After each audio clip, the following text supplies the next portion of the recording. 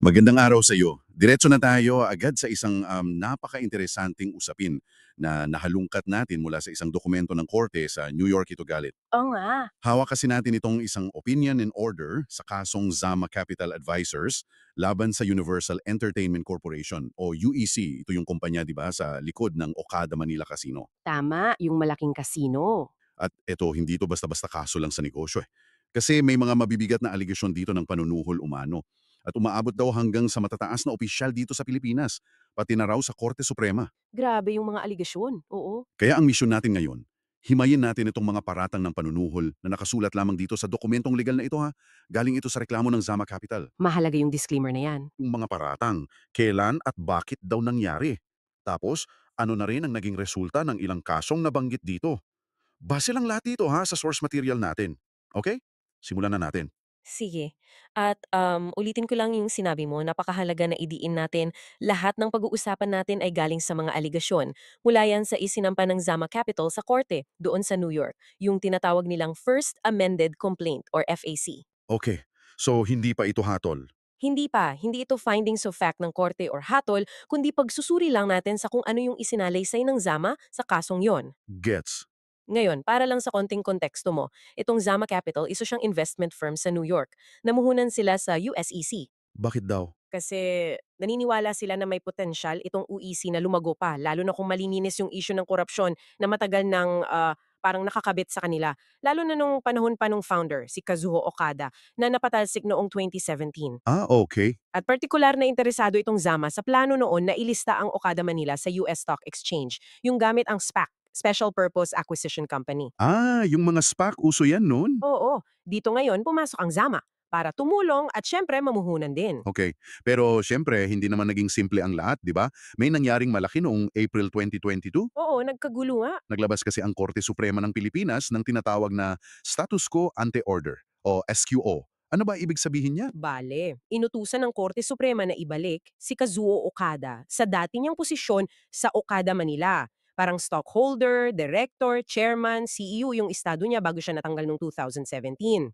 Wow, so parang balik puder si Okada. Parang ganun nga ang utos ng korte noon. At hindi nagtagal, di ba? Mayo 2022, ano nangyari? Nagkaroon ng physical na takeover, totoong takeover. Talaga? Oo. Isang grupo na tapat kay Okada, na ayon pa nga sa dokumento kasama pa raw ang ilang lokal na pulis, pumasok sila at kinuha talaga ang kontrol sa Okada Manila Casino. Grabe yung eksena. Dito na ngayong papasok yung mga aligasyon kung paano naman gumalaw yung kabilang kampo, yung UEC, para mabawi yung kasino. Dito na nga nagiging komplikado, based sa kwento ng Zama sa reklamo nila. Ayon daw sa dokumento, bandang June 2022, may isang direktor at corporate secretary noon ng Okada Manila, si Michelle Lazaro. Nag-email daw siya sa mga senior UEC officials. Okay, ano nga mamanime? Ang sabi raw doon, sinusubukan daw ni na UEC Director Hajime Tokuda na presidente na ngayon ng UEC at ni Okada Manila Vice Chairman Michiaki Sate na mag-develop ng relationship Relationship? Sa kanino? sa matataas na tao daw dito sa Pilipinas para nga mabawi ang kontrol sa kasino. Parang naghahanap ng backer, kumbaga. Naghahanap ng kakampi sa gobyerno. Sino naman daw itong matataas na tao na ito? May pinangalanan ba? Dito may ibinanggit isang common friend daw nila ni isang James. Hindi klaro sa dokumento kung sino si James ha, pero ang aligasyon ng Zama, ang tinutukoy daw na common friend, Sino daw? si Martin Romualdez, yung speaker ng House of Representatives natin dito sa Pilipinas. Wow, si speaker mismo. Yun ang aligasyon. At may twist pa raw. Ayon daw sa email ni Lazaro, pakiramdam daw nitong si common friend, si speaker, ay indispensable o kailangan-kailangan daw ang partisipasyon niya ni Lazaro para maayos yung gusot. Ha? Paanong naging indispensable si Lazaro?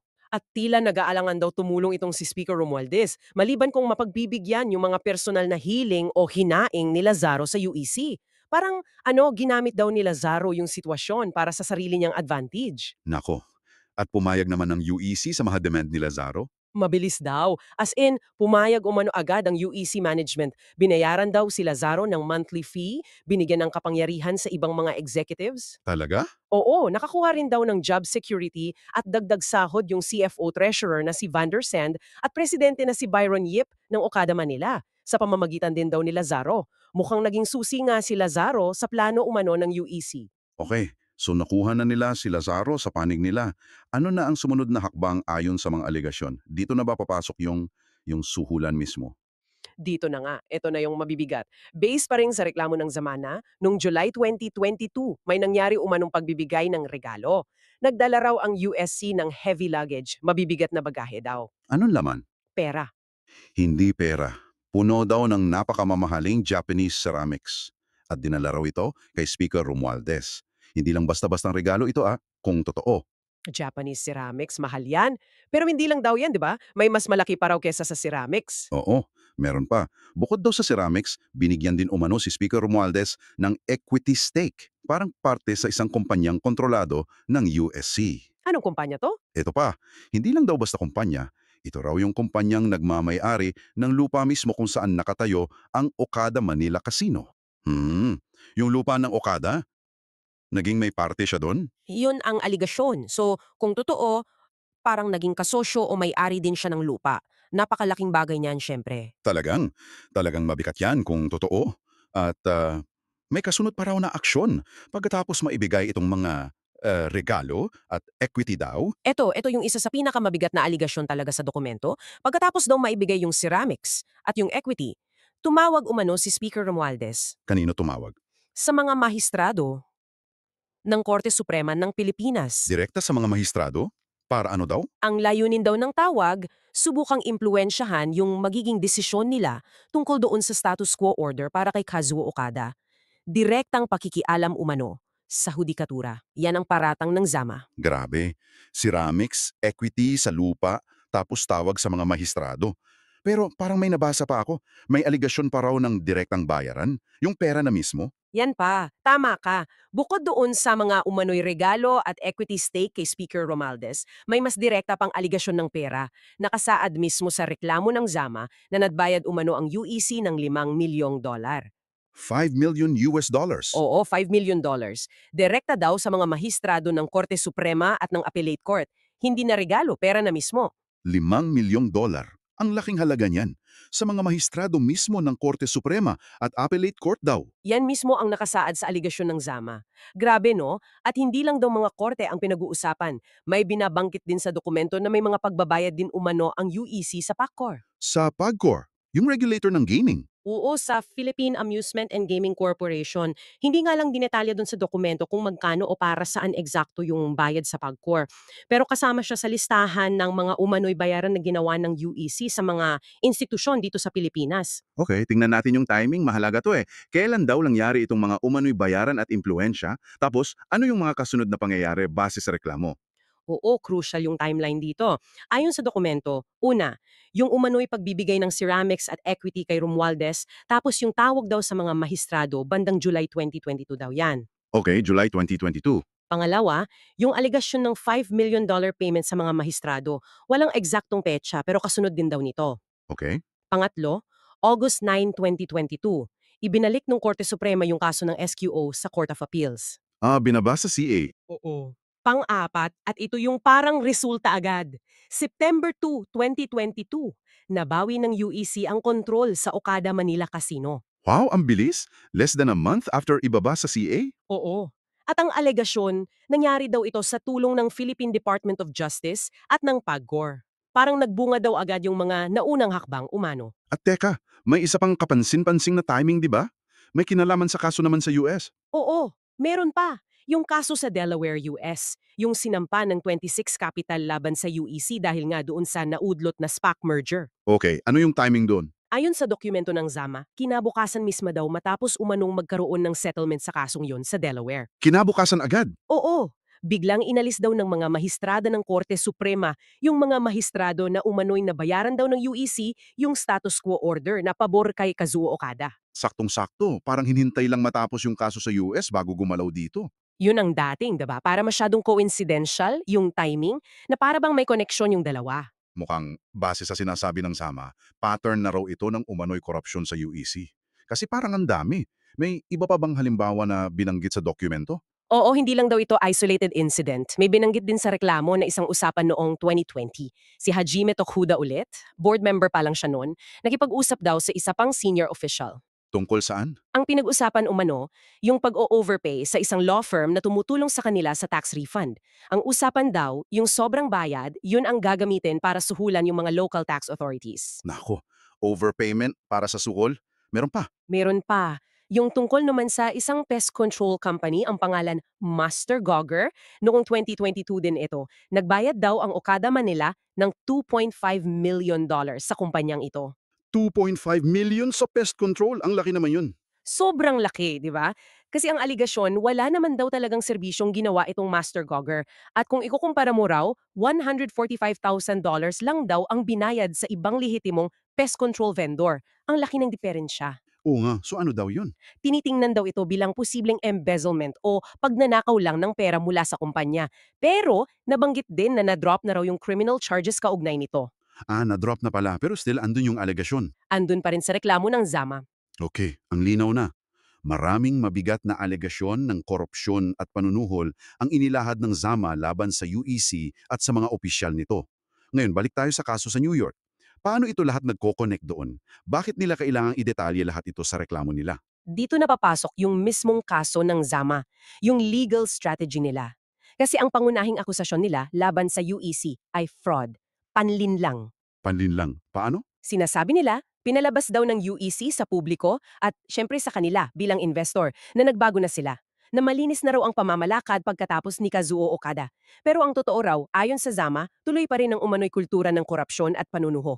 Yung mga halimbawang ang pinag-usapan natin.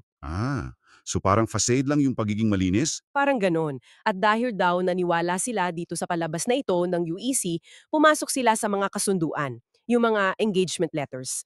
At nagpatuloy silang mamuhunan ng oras at pera sa UEC at doon sa naudlot na SPAC deal. Yan ang core ng fraud claim nila. Naloko raw sila. Okay, bukod sa fraud, ano pa yung ibang reklamo nila? May iba pa ba? Meron pa. Meron ding breach of contract. Sinasabi ng Zama na hindi raw tinupad ng UEC yung kasunduan na i-indemnify sila o bayaran sila para sa mga legal na gastos na naidulot nitong mga gulo.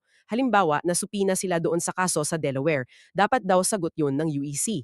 Hindi sila binayaran sa gastos? Oo. Tapos, yung subsidiary naman, yung TRLI, ito yung nag-ooperate mismo ng Okada Manila, ang nakusahan nila ng tortious interference. Anong naman yun? Tortious interference? Sa madaling salita, sinasabi ng Zama na sadyang nakialam o gumawa ng hakbang yung mga opisyal ng TRLI, tulad ng presidente na si Byron Gipp at CFO Van der Sand, para sirain o hadlangan yung napagkasunduan ng SPAC merger. Sinasabotahe daw.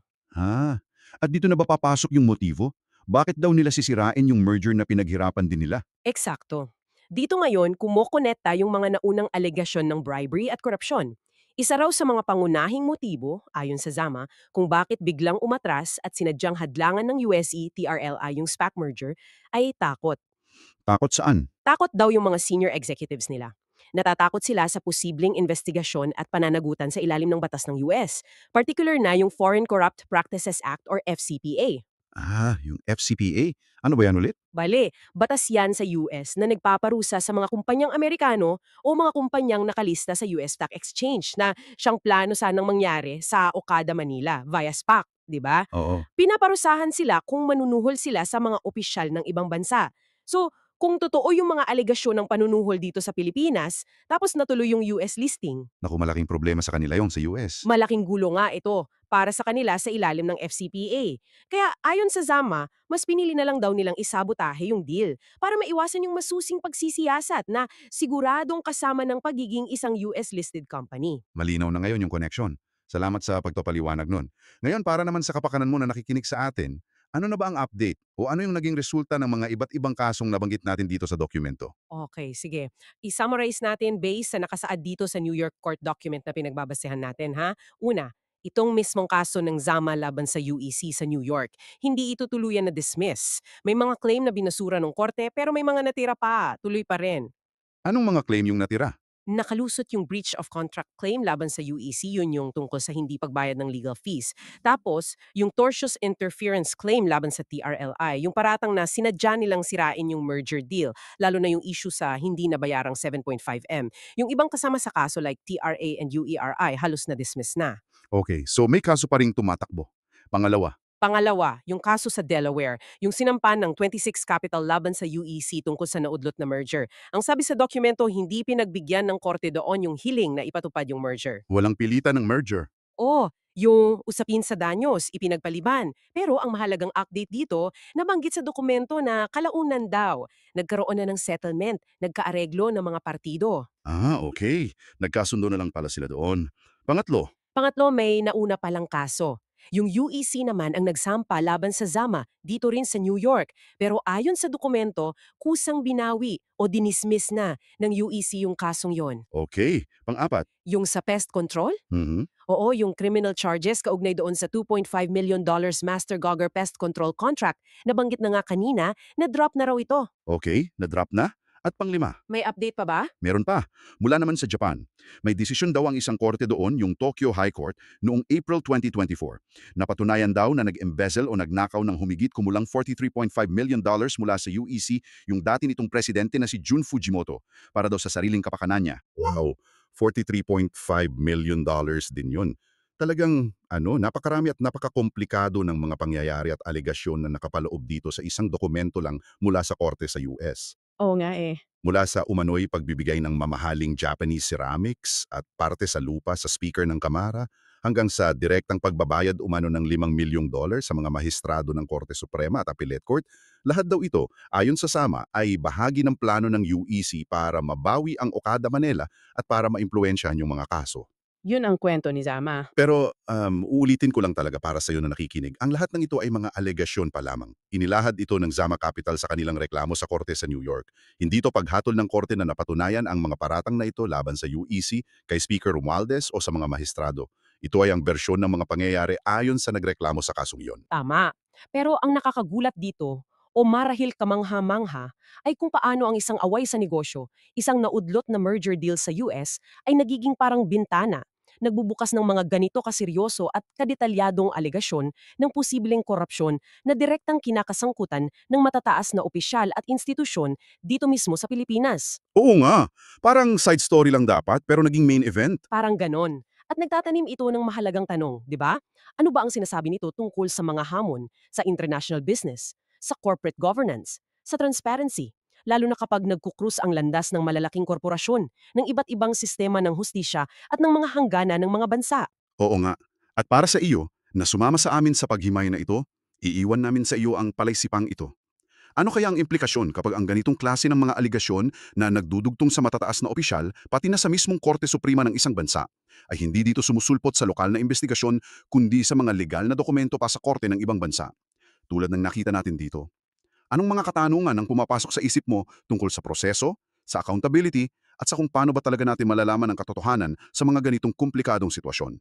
Isang bagay na dapat pag-isipan. Hanggang sa susunod nating paghimay,